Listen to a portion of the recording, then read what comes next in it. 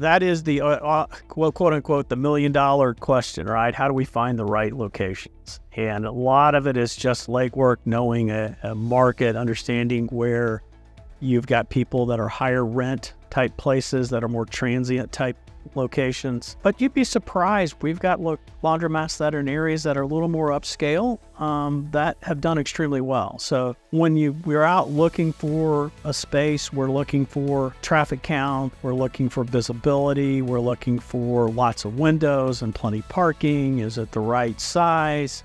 What the utilities look like? What are the other businesses around it?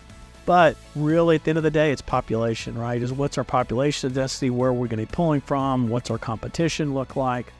And all that goes into, and when we do it, we'll do a full demographic survey for you. So we'll look at that. We'll look at rings around it. We'll do a competition study, like I said, and all those things, and help really dial in the right location, because in a lot of ways, the equipment side is almost easy compared to making sure we got the right space, the right location where you can be successful in a laundromat.